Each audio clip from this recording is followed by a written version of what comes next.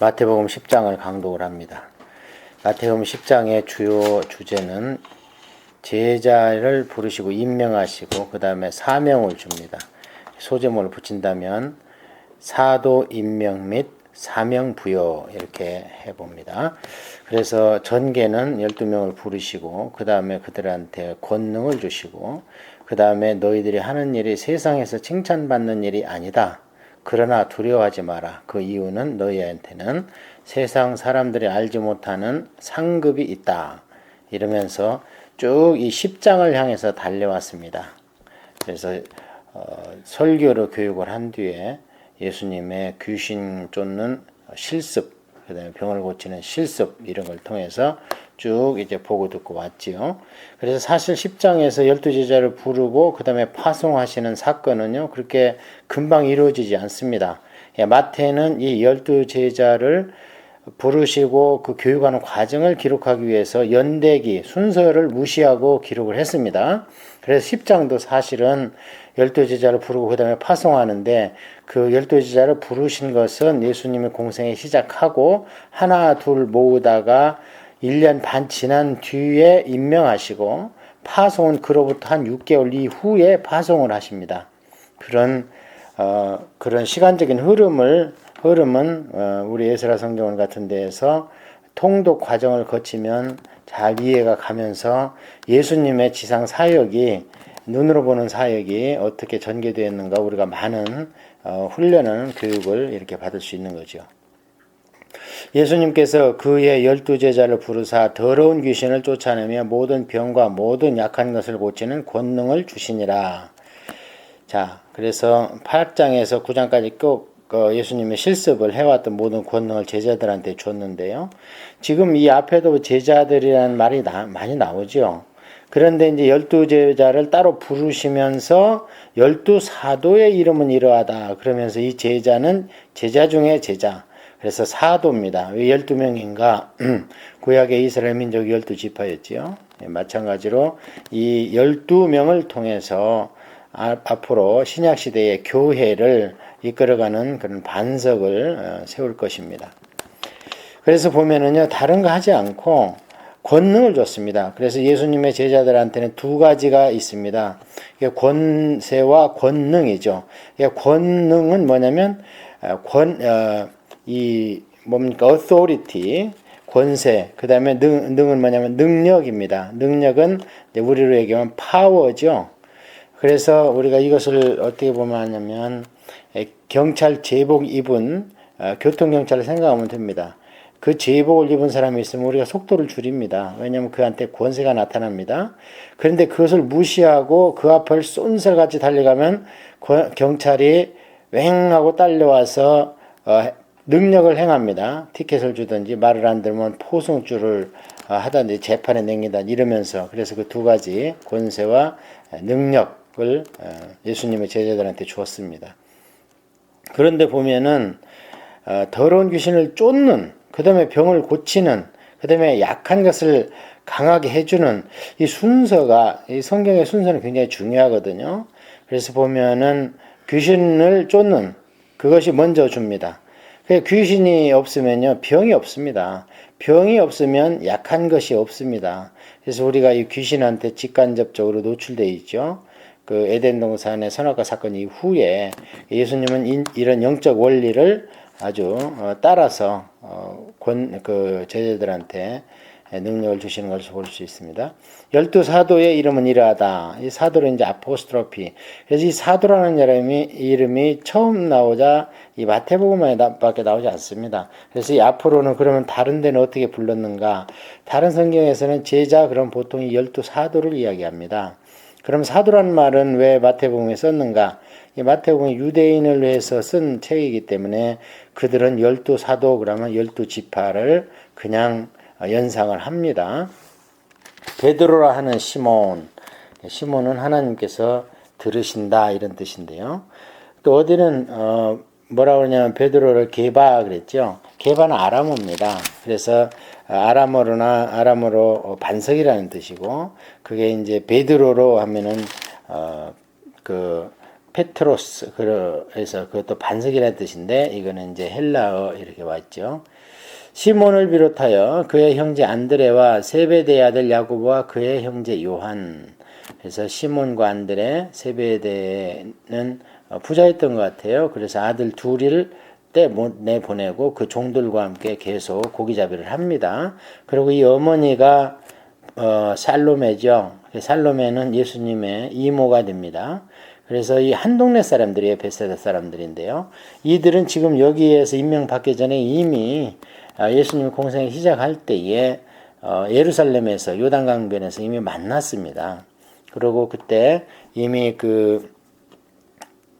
야고보 요한과 그다음에 안드레는 세례 요한의 이미 제자였는데 예수님한테로 전향을 했습니다.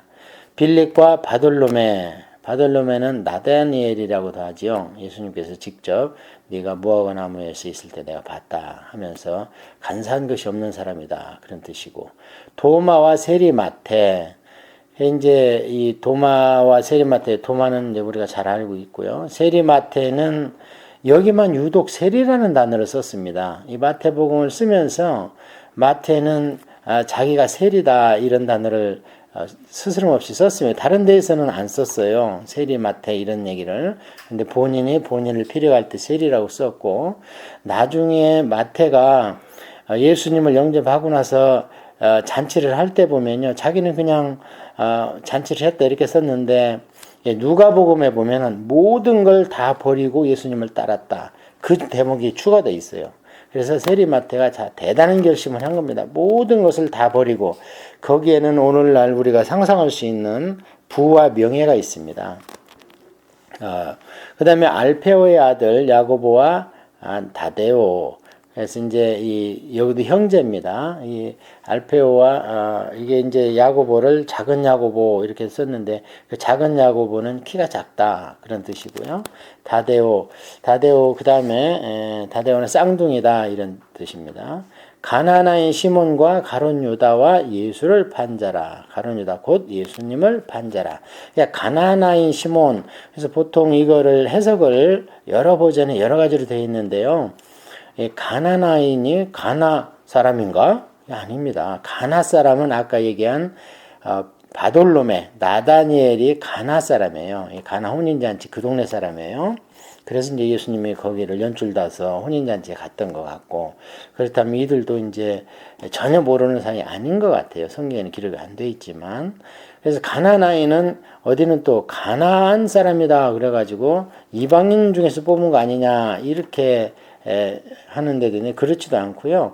이 카나나인이라는 것은 아람어로 열심당이다 그런 뜻입니다. 영어와 헬라어로는 셸롯, 영어로는 제일러스. 그래서 이 시몬은 열심당원입니다. 우리로 얘기하면은 독립군입니다. 그래서 육신의 힘으로 광복을 회복해 보려다가 예수님을 따라 나선 사람이라는 거지요. 그렇다면 세리 마테와는 앙숙이죠. 하나는 로마의 앞잡이고 하나는 독립군이니까, 우리로 얘기하면 일본 순사와 독립군이니까. 그런데도 예수님 안에서 모든 것이 화목된다는 거죠. 그 다음에 가롯 유다라. 이 가롯은 이제 유독 이 갈릴 사람이 아니고 유다 근방에는 갈리옷이라는 동네가 있는데 거기에서 뽑은 것 같아요.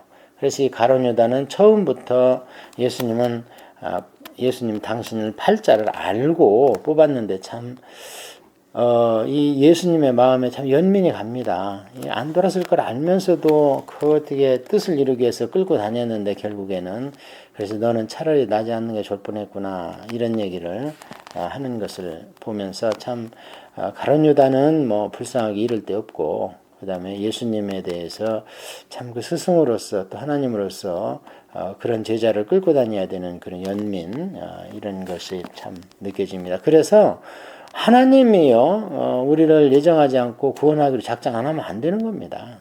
천하의 예수님이 3년을 끌고 다녔는데도 안 되는 사람이 있잖아요. 우리 아는 사람들이 그 안에 그런 불의에 끼지 않기를 바라는 거죠. 예수님께서 이 12를 보내시며 내보내신 명하여 이르시되 이방인의 길로도 가지 말고 사마리아인의 굴에도 들어가지 말고 오히려 이스라엘 집에 잃어버린 양에게로 가라. 그래서 여기 이제 아까 임명하는 데하고 이 12를 파송하는 거, 이게 6개월 차이가 난다고 말씀드렸죠. 금방 일을 뭐 이렇게 세우고 나서 나가봐 이러지 않았어요. 또 훈련합니다. 이렇게 세우고 나서 6개월이고 또 우리가 잘 또 면밀히 보면 한 10개월 정도 차이 난다고도 주장을 할 수가 있습니다.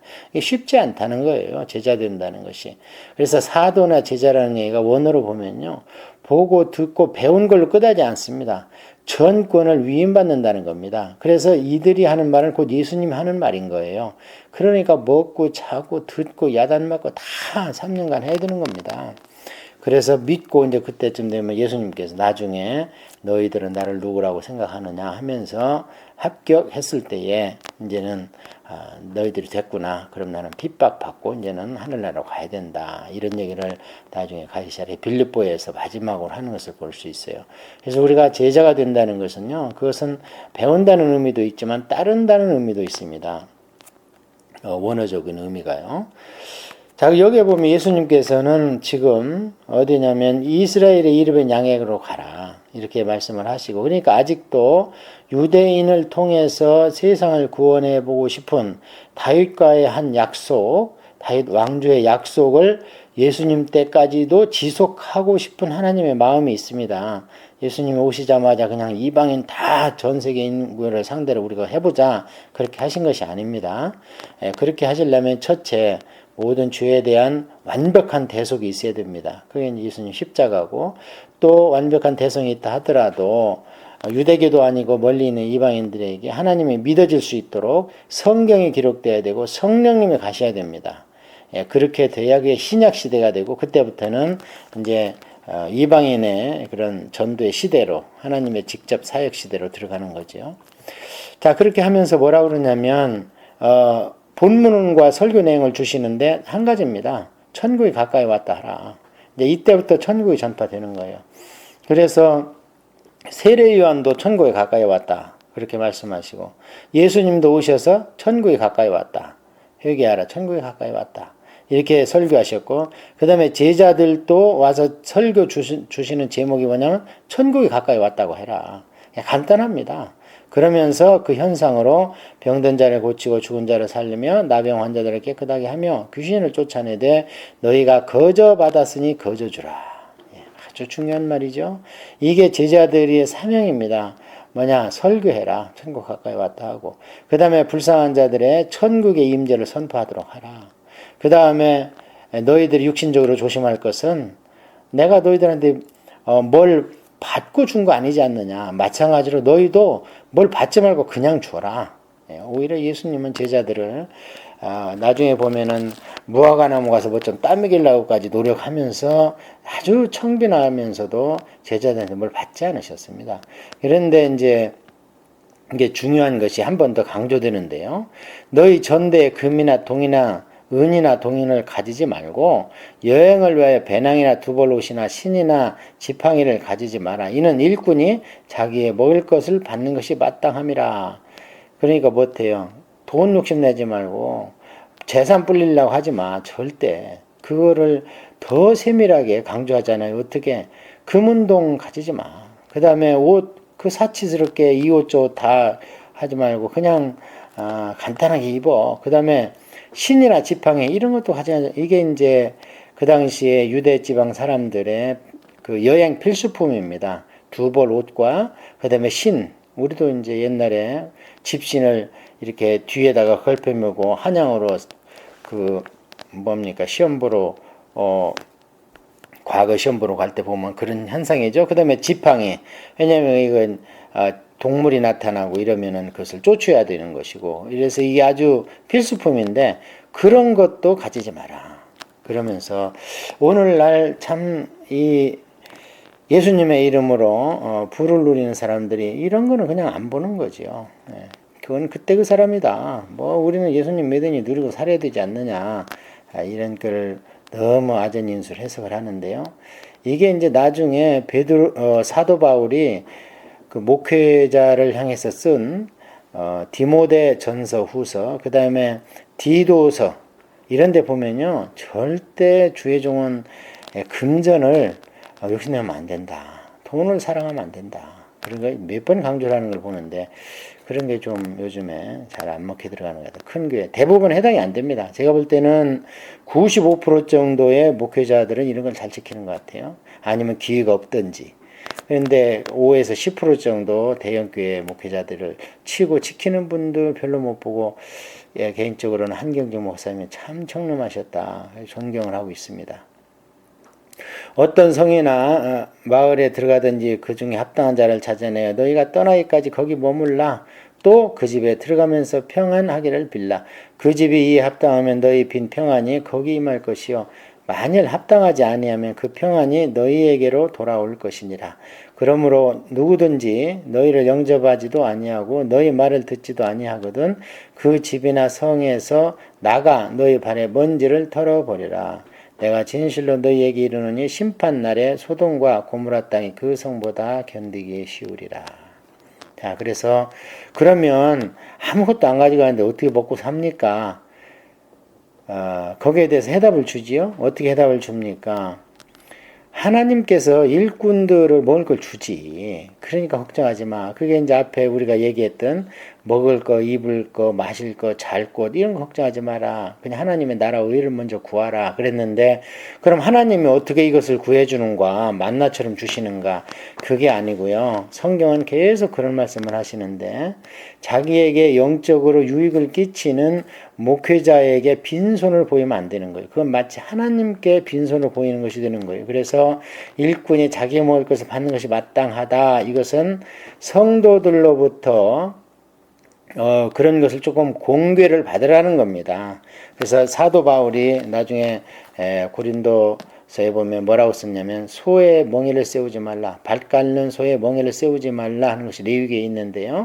그게 어떻게 그 가축을 위한 것이냐. 일꾼들이 영적 일꾼들이 일을 할 때 그 입을 재갈을 물리거나 이렇게 멍에를 씌운다는 얘기는 이제 아무것도 못 뜯어먹게 입을 막는 거거든요. 저는 시골에서 컸기 때문에 이해가 잘 갑니다. 그래서 실제로 농부들이 밭을 가를 때 그 입에다가 망을 씌웁니다. 아무것도 못 뜯어먹게. 그 뜯어먹으면은 쟁기질 할 수 없어요. 이리 가고 저리 가고 막 뜯어먹으러 다니니까. 예, 그것은 이제 씌우지 말라는 거예요. 이제 사람들이 자꾸 씌우니까. 그래서 가축한테 그런 자비를 베풀려는 뜻이 구약에 있는가 하면 신약에 와서는 그게 주의 종들의 먹을 것을 항상 공급하라. 그건 너희들의 사명이다. 그런 것은 여러 군데 나옵니다. 두말할 여지가 없습니다. 저는 뭐 성도님들 목회자한테 뭐 소홀히 한다 그런 것을 얘기하는 게 결코 아닙니다. 성경만 이야기를 하고 있습니다. 나중에 보면 그렇게 공개하는 사람한테는요, 그 목회자가 하는 일에 동참한 것이 되므로 그 목회자가 받는 상을 같이 나누어 받는다고 하나님은 결코 그 상을 잃지 않겠다. 그게 나중에 이 사도들의 뒤에 상급에 나옵니다.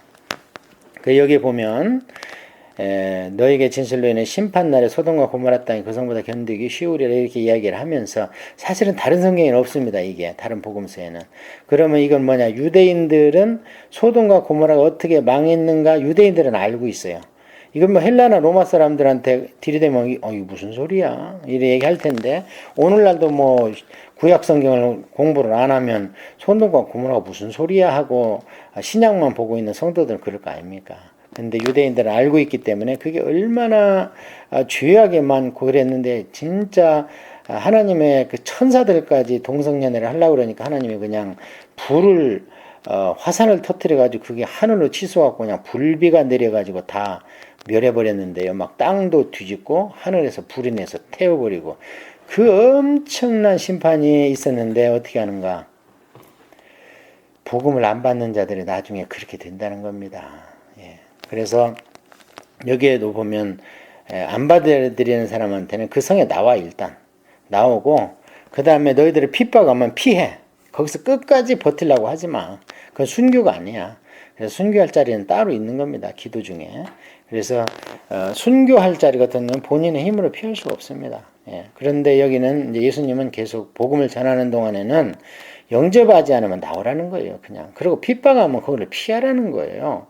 그 다음에 너희 발에 먼지까지 그냥 털어버리라. 이 사상이 이제 우리도 좀 그런 사상이 있어요. 예를 들어서 고국의 땅의 흙을 뭐 봉투에 넣어서 가져간다든지, 구약에 보면은 나아만 장군이 엘리사로부터 문둥병을 치료받고 자기는 이제 본국에 돌아가야 되니까 아예 흙을 퍼가는 거, 그런 사건들, 그런 걸 봐서 이 흙에 대해서 하나님 거거든요, 이 흙은. 근데 그 땅이 누구에 속했느냐에 따라서 축복의 땅이 있고 저주의 땅이 있는 겁니다. 그래서 그 저주의 땅에서 묻어온 먼지는 아예 털어버려. 기억도 하지 마. 그렇게 아주 말씀하십니다. 그러니까 예수님께서요, 모든 사람을 위해서 십자가를 지셨다. 그거 잘못된 겁니다. 예수님은 성경에도 많은 사람을 위하여 십자가를 졌다 그러지, 모든 사람을 위해서 십자가를 졌으면 다 구원받아야지요. 근데 구원받지 못하는 사람이 훨씬 많습니다. 그래서 하지만 요한계시록에 보면 많은 사람들이 종려나무 가지 들고 구원을 노래하기 때문에 예수님께서도 많은 사람을 위하여서 십자가를 지셨다. 성경은 그렇게 분명히 말씀을 하고 있습니다. 자, 그래서 여기까지는 이제 제자들이 어떻게 사역을 하면서 그 기본 가짐을 할까를 말씀을 드렸는데요.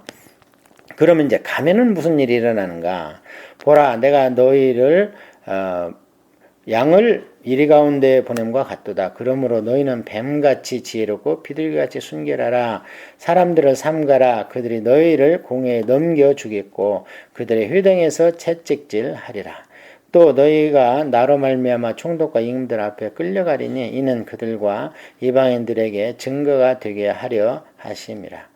너희를 넘겨줄 때에 어떻게 또는 무엇을 말할까 염려하지 마라. 그때에 너희에게 할 말을 주시리니 말하는 이는 너희가 아니라 너희 속에 말씀하시는 이 곧 너희 아버지의 성령이시니라. 자, 여기를 잠깐 보면요. 중요한 것이 이제 양이 나오고 이리가 나오고 뱀이 나오고 비둘기가 나옵니다. 그래서 우리는 양이고 이제 이리는 세상 정부나 세상 사람들이고요.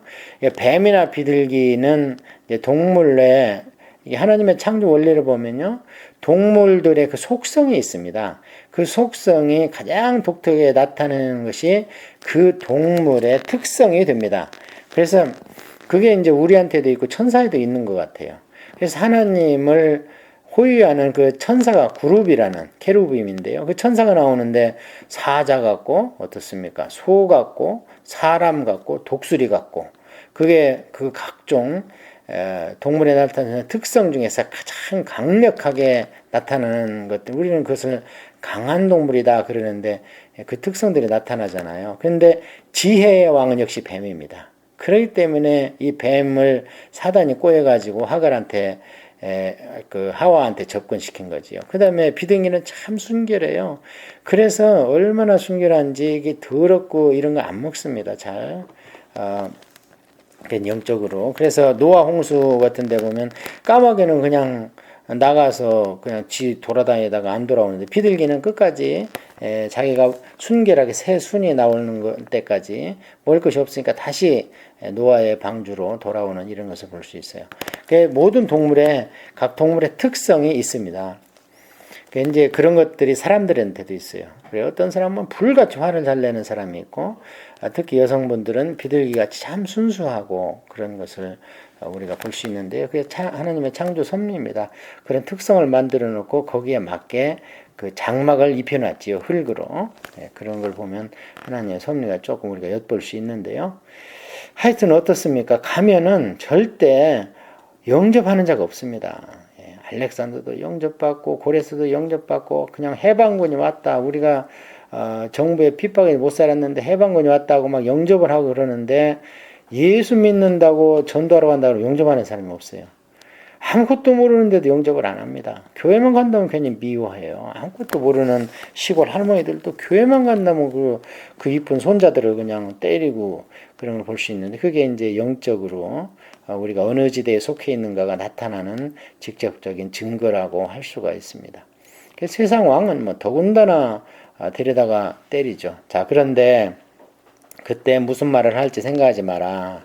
이때는 아직 성경이 없습니다. 신약 성경이. 그러니까 기도하고 성령께 의지하라 그러는 거고요. 곧 너희 아버지의 성령께서 생각나게 하신다. 우리는 이걸 믿고 아무것도 안 하고 있으면 안 됩니다. 이제는 우리한테 성경이 와 있습니다. 성경이 없을 때하고 있을 때는 틀려요. 그래서 우리가 열심히 성경을 공부해 놓으면 그 성경이 무슨 뜻인지 영적으로 성령님이 우리 안에서 풀어지게 합니다. 여러분도 아마 전도할 때 그런 거 생각했을 거예요. 갑자기 마음이 뜨거워지면 내가 생각해 있는 성경의 말씀들이요, 그냥 막 연결이 됩니다. 이것저것 어디 있는지도 잘 몰라요. 모든 책 몇 장 몇 절에 있는지도 모르는데 그 성령님이 연결해 주셔서 그 말을 쭉 하면요, 상대방은 이렇게 쳐다보고 울고 있는 거예요. 예, 그런 것이 성령님이 역사하시는 겁니다. 자, 장차 형제가 형제를, 아버지가 자식을 죽는데 내주며 자식들이 부모를 대적하여 죽게 하리라. 또 너희가 내 이름으로 말미암아 모든 사람에게 미움을 받을 것이나 끝까지 견디는 자는 구원을 얻으리라. 이거 줄쳐야 되겠죠. 우리는 견디고 끝까지 인내해야 됩니다. 쉽지 않아요, 구원받는다는 것이. 왜냐하면 오리가 자기 먹기 위해서는 그 더러운 물이든 깨끗한 물이든 물속에 그냥 발 담그고 있어야 돼요. 그래야지 그 안에서 뭘 먹어요. 그런데 빠져 죽지 잘못하면, 그러니까 계속 입으로 그 기름을 토해 가지고 막 깃털에 바르잖아요. 물이 안 오도록. 그게 참 좋은 예와 같아요. 우리는 성령의 기름을 계속 말씀과 기도로 발라야만 세상에 있으면서 세상화되지 않습니다.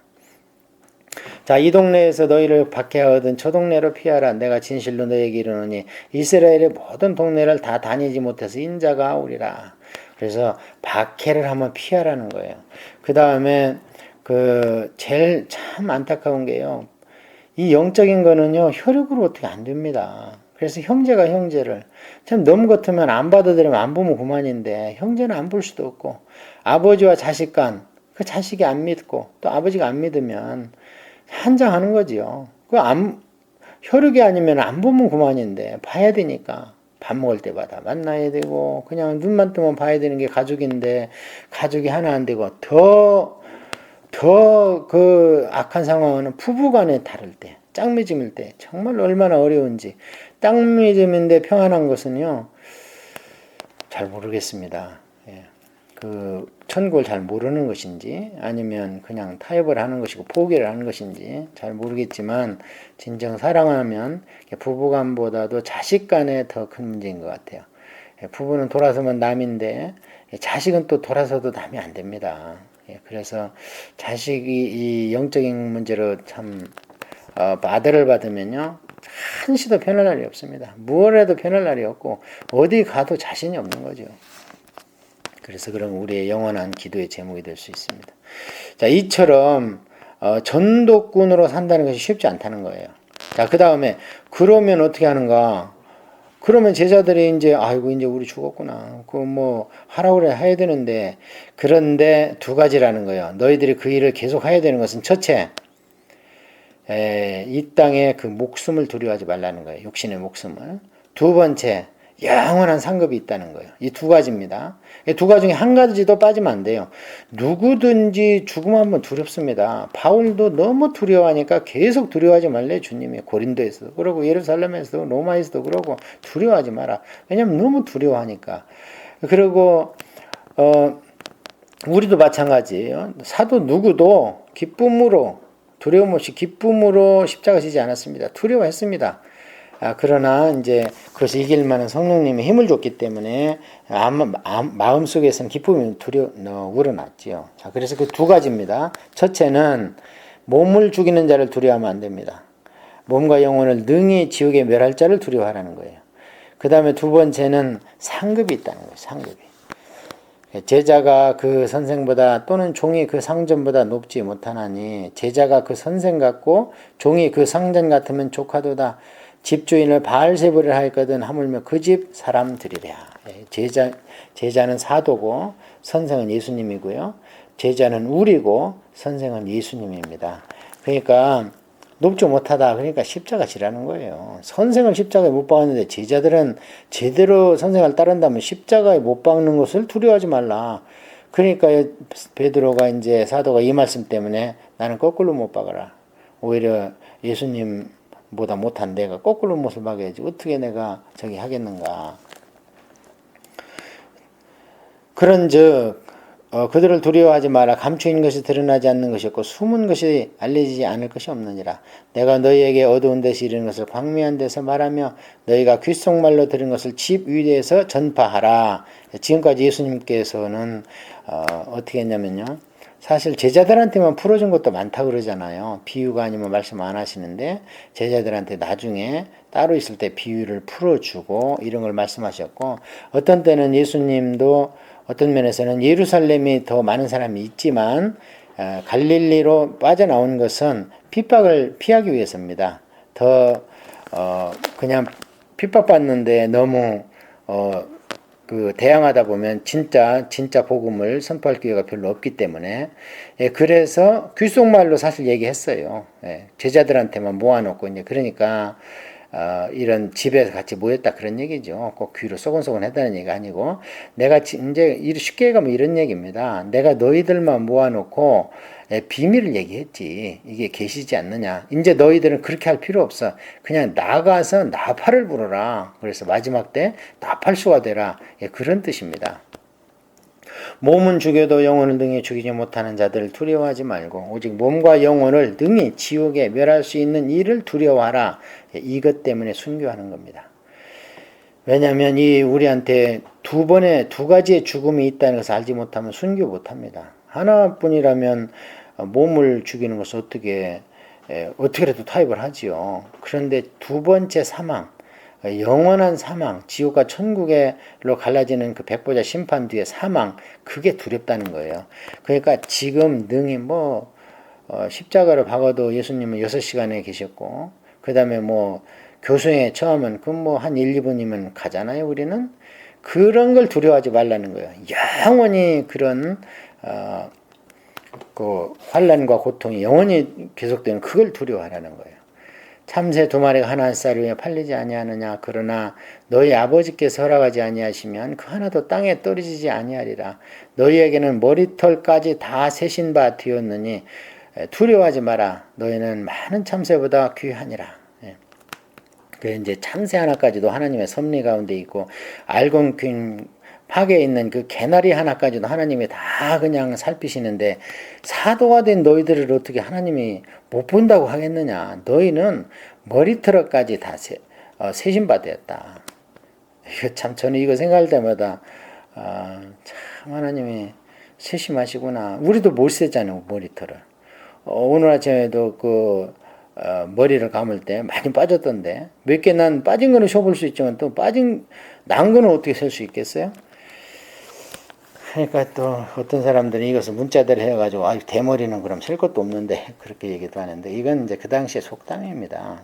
그 정도로 세세하게 마치 엄마가 갓난아기를 놔놓고 한 달도 안 된 거 그 마음속에서 한 번도 잊은 적이 없는 것처럼 그렇게 우리를 세심하게 하나님이 보고 계신다.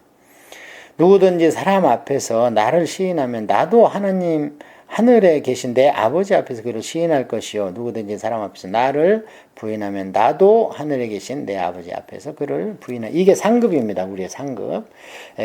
그래서 우리가 죄와 허물이 있고, 또 우리가 본어개인 중생하기 전에 지은 죄도 있지요.